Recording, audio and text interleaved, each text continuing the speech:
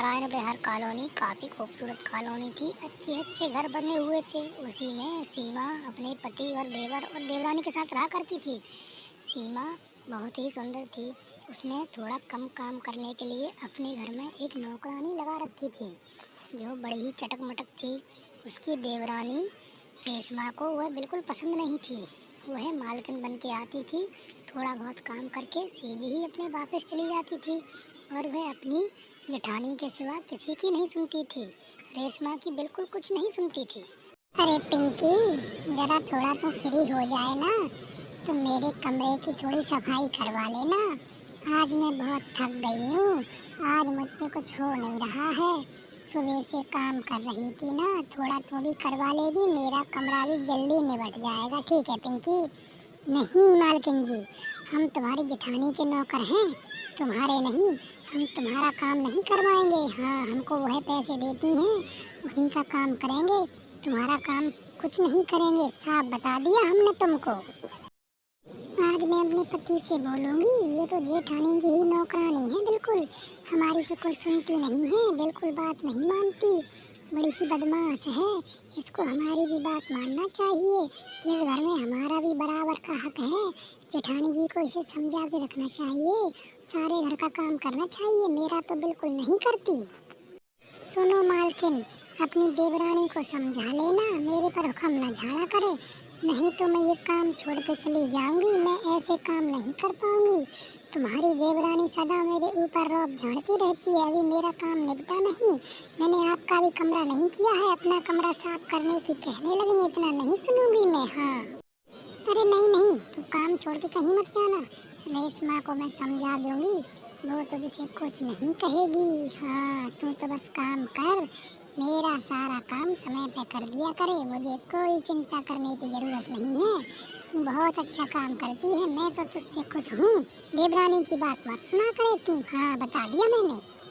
शाम हो जाती है। रेशमा बड़ी चिंता में रहती है और सोचती है, जैसे ही मेरे पति आएंगे मैं सारी उनको बात बताऊंगी। ये नहीं चलेगा, हमारा भी इस घर में बराबर का हक है। हमारी भी बात इस नौकरानी को मानना चाहिए, पर ऐसा कुछ था ही नहीं। अरे सुनो, ये जो तुम्हारी भाभी ने नौकरानी लगाई है, मेरी बात बिल्कुल नहीं मानती। मैं कुछ भी कहती हूँ मुझे उल्टा जवाब देती है। कहती है मैं तो सीमा मालकिन की नौकरानी हूँ, तुम्हारी नहीं। मैं क्या करूँ, मेरा इस घर में कोई हक नहीं है क्या? कुछ नहीं मानती। ये कैसे हो सकता है?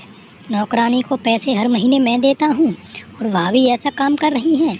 मैं उनसे आज ही बात करता हूँ, नहीं तो उसको हम इस घर से भगा देंगे, इस घर में नहीं रखेंगे। हाँ चलो, आज तुम रुक जाओ, मैं आज ही भाभी से बात करता हूँ। ये बिल्कुल नहीं चल पाएगा, ये तो अन्याय हो रहा है हमारे साथ। आज भाभी से बात करता हूँ, मेरी पत्नी के साथ अन्याय कर रही हैं।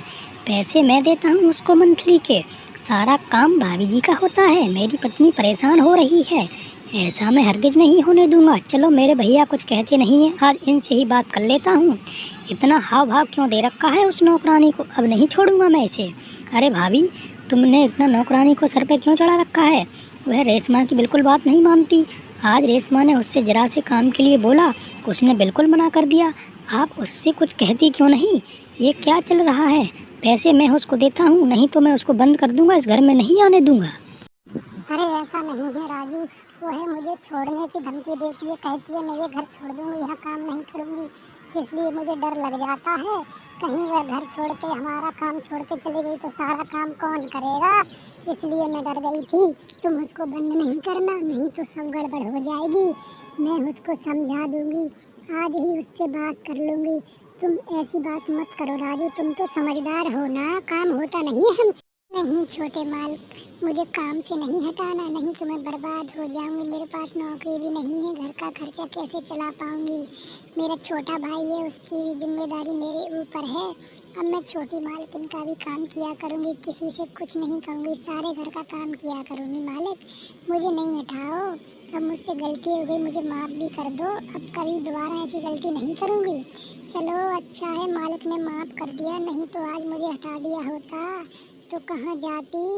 अब सभी का काम अच्छे से किया करूँगी। छोटे मालिक ही तो मुझे पगार देते हैं, मैं छोटी मालकिन की बात न मान के बहुत बड़ी गलती कर रही थी। मुझे घमंड में नहीं रहना चाहिए था, सबका काम अच्छे से करना चाहिए। मैं काम वाली बाई तो हूँ।